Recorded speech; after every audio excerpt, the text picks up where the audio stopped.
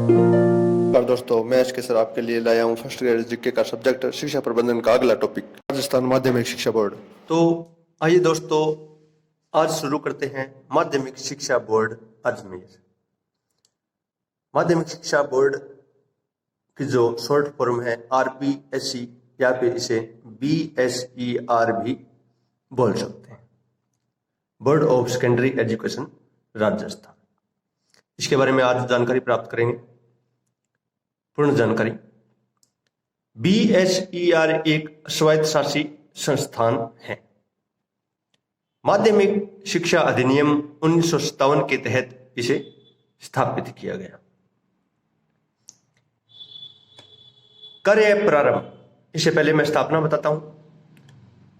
इसकी जो स्थापना है वो 1 अगस्त 1957 को जयपुर में हुई थी और इसने कार्य प्रारंभ कर दिया 4 दिसंबर 1957 से।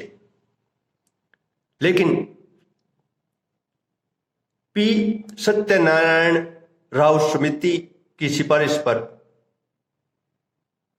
इस संस्था को अजमेर में स्थानांतरित कर दिया गया। वह दिनांक थी 1 जनवरी 1961। तो 57 में इसकी स्थापना हुई और 1961 में इसे अजमेर स्थानांतरित कर दिया गया। और इस बोर्ड का जो कार्यकाल है वो 3 वर्ष का होता है।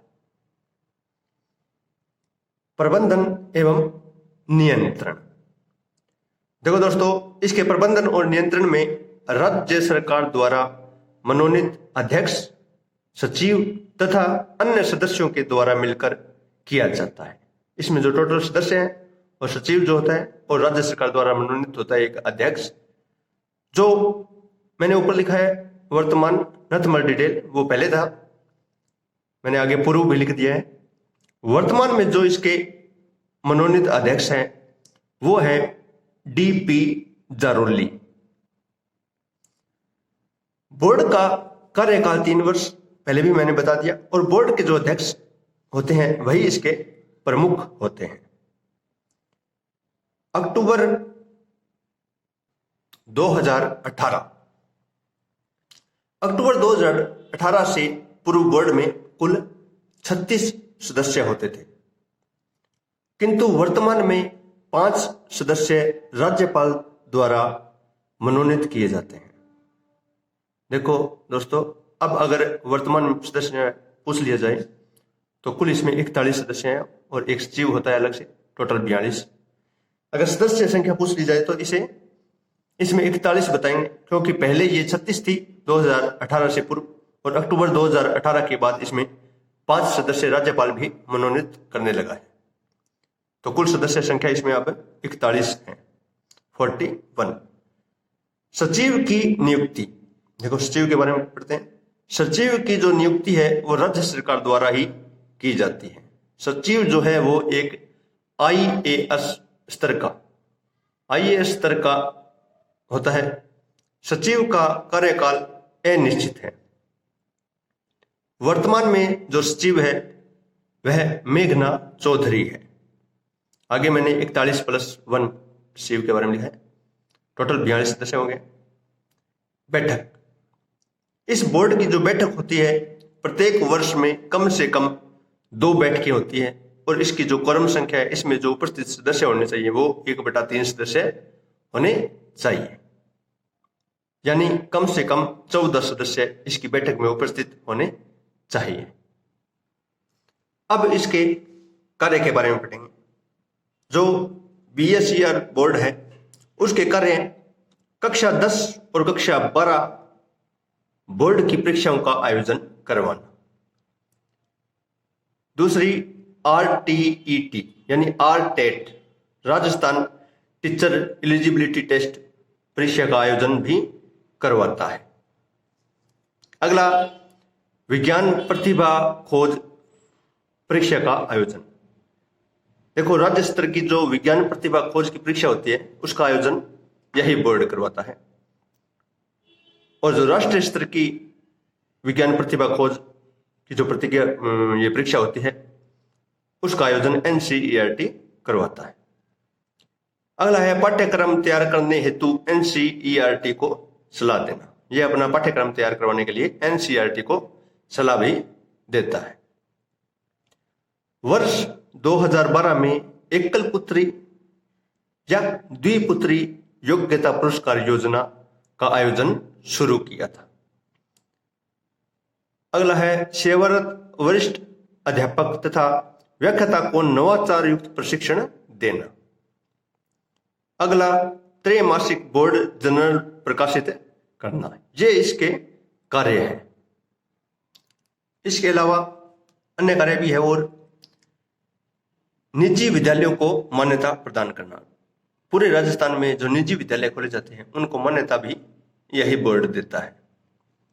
प्रतियोगिताओं का आयोजन, ये जो प्रतियोगिताओं का आयोजन करता है वो शिक्षकों और विद्यार्थियों दोनों के लिए करता है। दोस्तों देखो, यहाँ पर मैंने सिर्फ विद्यार्थियों हेतु जो प्रतियोगिताएं आयोजित की जाती है इस बोर्ड द्वारा उन्हीं के बारे में बताया। नीचे मैं आगे शिक्षकों की प्रतियोगिता भी बताऊंगा।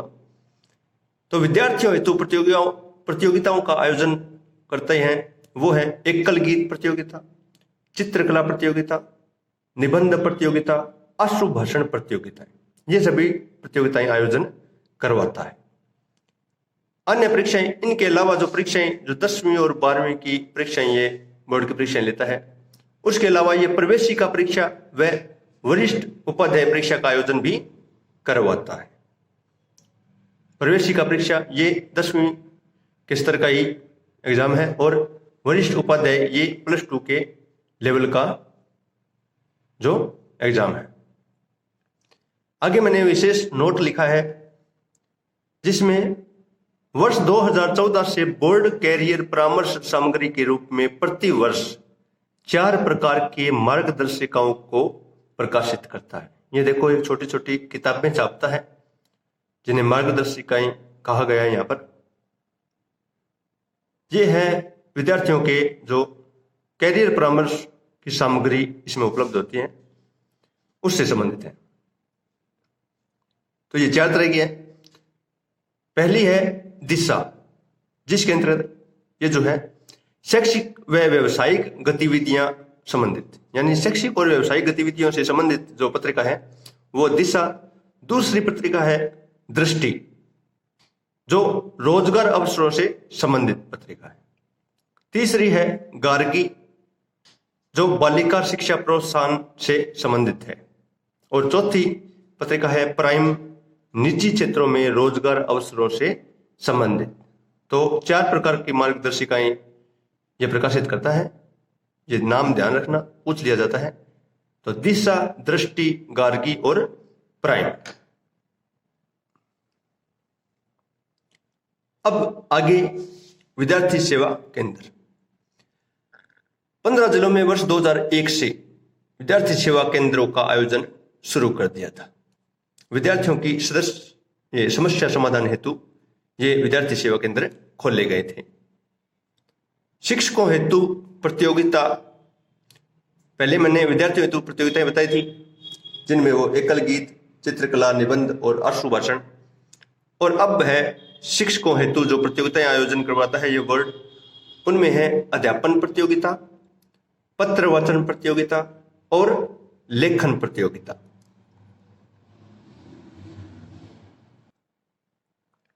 पाठ्यक्रम निर्माण, यह बोर्ड कक्षा 9 से 12वीं तक पाठ्यक्रम का निर्माण करता है।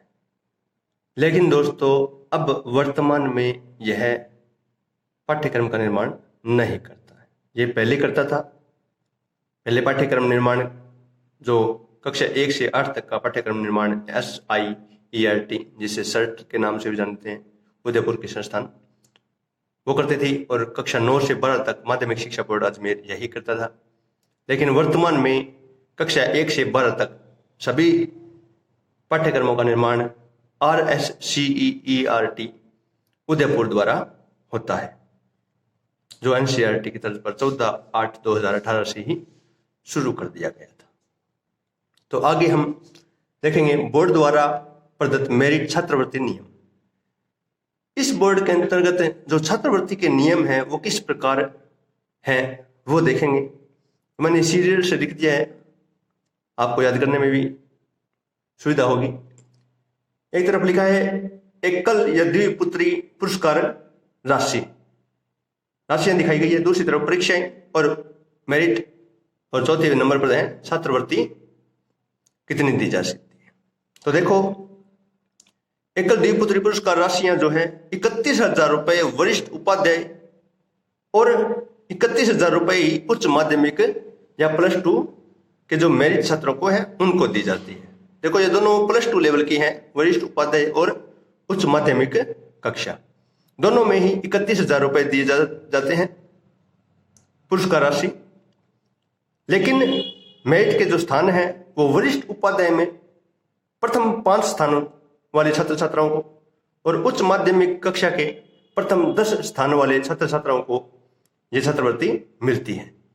दोनों में पुरस्कार राशि 31,000 रुपए है और छात्रवृत्ति जो है 500 रुपए प्रति माह अगले 3 वर्ष तक। यानी कि जो छात्र या छात्रा +2 कर जाएगा इस मेरिट में तो वो पुरस्कार भी प्राप्त करेगा, और अगली क्लासों में जैसे +2 के बाद BA कर रहा है या BSc कर रहा है, BCom कर रहा है, तो उन 3 वर्षों के लिए उसे प्रति माह 500 रुपए छात्रवृत्ति मिलेगी।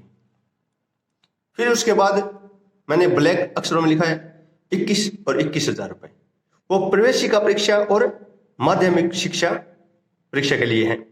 ये दोनों ही 10th के लेवल की है, इसलिए दोनों में ही समान राशि पुरस्कार है और स्थान जो है मेरिट के उनमें थोड़ा चेंज है।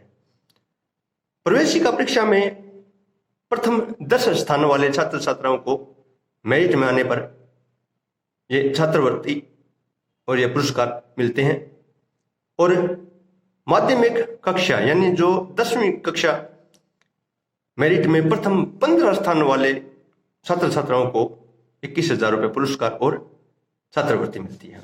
इन दोनों में ही छात्रवृत्ति 400 रुपए प्रति माह 2 वर्ष के लिए मिलती है, क्योंकि ये 10वीं क्लास के लेवल की है। 10वीं के बाद 11वीं और 12वीं दोनों वर्ष के लिए उस छात्र छात्राओं को 400 रुपए प्रति माह 2 साल के लिए मिलेंगे। तो देख लिया, +2 जो कर जाएगा यानी वरिष्ठ उपाध्याय या उच्च माध्यमिक विद्यालय दोनों जो पास करेगा वो आगे BA करेगा तो 3 वर्ष के लिए 500 रुपए, और जो 10वीं क्लास पास करेगा प्रवेशिका या माध्यमिका उसे अगले 2 साल के लिए 11वीं और 12वीं के लिए 400 रुपए प्रति माह मिलेंगे। तो अब देखेंगे राज्य विज्ञान प्रतिभा खोज योग्यता। ये बोर्ड जो BSER बोर्ड जो है अजमेर वाला, उसके द्वारा राज्य विज्ञान प्रतिभा खोज का आयोजन करवाया जाता है, और इस आयोजन में भाग लेने वाले छात्र छात्राओं की जो योग्यताएं होनी चाहिए उनमें है राज्य में स्थित मान्यता प्राप्त विद्यालय। देखो, राजस्थान में ही स्थित विद्यालय होना चाहिए और मान्यता प्राप्त विद्यालय होना चाहिए, और कक्षा 10 में अध्ययनरत हो। जो छात्र छात्रा इसमें भाग लेने वाला है वह कक्षा 10 में अध्ययनरत होना चाहिए, और कक्षा 9 में उसके 50% अंक होने चाहिए, वही राज्य विज्ञान प्रतिभा खोज में भाग ले सकता है। फिर अगला है राष्ट्रीय प्रतिभा खोज प्रथम योग्यता। प्रथम मैंने इसलिए लिखा है, देखो राष्ट्रीय प्रतिभा खोज 2 चरण है, तो प्रथम चरण जो है उसमें योग्यता क्या होनी चाहिए, इसमें जो भाग लेंगे छात्र छात्राएं उनकी जो योग्यता है वो था राज्य विज्ञान प्रतिभा खोज, और ये है राष्ट्रीय प्रतिभा खोज। तो इसमें मान्यता प्राप्त सभी विद्यालय, भारत के सभी विद्यालय जो मान्यता प्राप्त हैं उनमें कक्षा 10 में अध्ययनरत छात्र या छात्रा और कक्षा 9 में 55% अंक प्राप्त किए हुए हों। इन्हें 55% अंक में भी 5% की छूट दी गई है। किसे?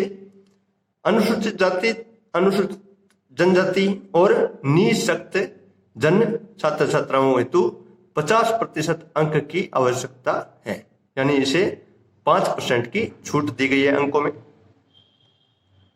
NCERT द्वारा इसका द्वितीय स्तर, देखो राष्ट्रीय प्रतिभा खोज का ही जो द्वितीय स्तर है या दूसरा चरण है, उसमें जो चयनित छात्र है जो प्रथम में चयनित हो चुके हैं और उसके बाद में द्वितीय चरण में भी जो चयनित हो गए हैं, उन्हें पीएचडी स्तर तक प्रति माह 500 रुपए छात्रवृत्ति दी जाती है। यानी वो छात्र या छात्रा जो राष्ट्रीय प्रतिभा खोज में अव्वल आ गई हैं, जो चुन लिए गए हैं, उन्हें आगे पीएचडी करने तक 500 रुपए छात्रवृत्ति दी जाती है। अब आगे आपको क्लियर कर देता हूं, मैंने जो पाठ्यक्रम निर्माण के लिए बताया था इस बोर्ड में, और राजस्थान राज्य पुस्तक मंडल जयपुर वाले टॉपिक वाले वीडियो के अंदर मैंने जो बताया था, दोनों को मैं क्लियर कर देता हूं। 1 जनवरी 1974 से जब राजस्थान राज्य पुस्तक मंडल जयपुर का कार्य प्रारंभ हुआ था, से 27 सितंबर 10 तक कक्षा 1 से 8 तक पुस्तकों का मुद्रण व वितरण राजस्थान राज्य पुस्तक मंडल जयपुर करता था, कक्षा 1 से 8 तक। लेकिन सितंबर 2010 से 27 सितंबर 2010 से कक्षा 9 से 12 तक, अर्थात वर्तमान में कक्षा 1 से 12 तक पुस्तकों का मुद्रण व वितरण राजस्थान राज्य पुस्तक मंडल करता है। पहले ये 1 से 8वीं तक करता था और सितंबर 2010 से 9वीं 10वीं का भी मुद्रण और वितरण करने लगा है। तो कुल अब कक्षा 1 से 12 तक अगर पूछ लिया जाए तो कक्षा 1 से 12 तक कोई भी कक्षा पूछा जाए तो उसका मुद्रण और वितरण राजस्थान राज्य पुस्तक मंडल जयपुर ही करता है। अगला टॉपिक है पाठ्यक्रम निर्माण। अभी हमने पढ़ा था कि राजस्थान राज्य ये जो अपना बोर्ड है, board of secondary education Rajasthan, वह 9वीं से 12वीं तक कक्षा का पाठ्यक्रम निर्माण करता है। लेकिन यहां मैं क्लियर कर देता हूं कि पाठ्यक्रम निर्माण कक्षा 1 से 8 तक सर्ट द्वारा, सर्ट जो है state institution of education research and training, यानी सर्ट, उदयपुर में यह संस्थान कार्यरत है, ये पाठ्यक्रम का निर्माण करता था। और पाठ्यक्रम निर्माण कक्षा 9 से 12 तक माध्यमिक शिक्षा बोर्ड अजमेर जो हमने अभी पढ़ा, ये बोर्ड करता था कक्षा 9 से 12 तक का पाठ्यक्रम निर्माण। लेकिन वर्तमान में कक्षा 1 से 12 तक जो पाठ्यक्रम का निर्माण करता है वो RSCERT उदयपुर संस्थान, जो सर्ट था उसका नाम परिवर्तित कर अब इसे RSCERT उदयपुर कर दिया गया है। ये नाम परिवर्तित किया गया था 14/8/2018 से, और यहीं से कक्षा 1 से 12 तक पाठ्यक्रम का निर्माण भी इसी के हक में आ गया है। ये NCERT की तर्ज पर ही बनाया गया है, या नाम इसका रखा गया है, क्योंकि NCERT का फुल फॉर्म है national council of education research and training, और ये सर्ट जो अब हो गया है RSCERT, Rajasthan state council of education research and training. तो दोस्तों दोनों बातें मैंने क्लियर कर दी है, और साथ में आप इसे देखकर नोट्स भी अपने तैयार कर सकते हो ताकि आपको पूरा मैटर मिले। मेरी पूरी कोशिश रहती है आपको हर चीज में बताऊं, कहीं भी कुछ कमी ना रह जाए। और मेरे नोट्स देखने के बाद और मेरा वीडियो देखने के बाद आपको उस टॉपिक पर किसी अन्य पुस्तक या वीडियो देखने की जरूरत ना रहे। मेरा वीडियो अंत तक देखने के लिए धन्यवाद। अगर आपको मेरा वीडियो पसंद आया हो तो इसे लाइक कीजिए, कमेंट कीजिए और अपने सभी दोस्तों को शेयर कीजिए ताकि सभी इसका लाभ उठा सकें। और मेरे हर वीडियो को और आने वाले वीडियो को देखने के लिए मेरे चैनल को सब्सक्राइब कीजिए और बेल आइकन को दबा दीजिए। मिलते हैं अगले टॉपिक के साथ। धन्यवाद।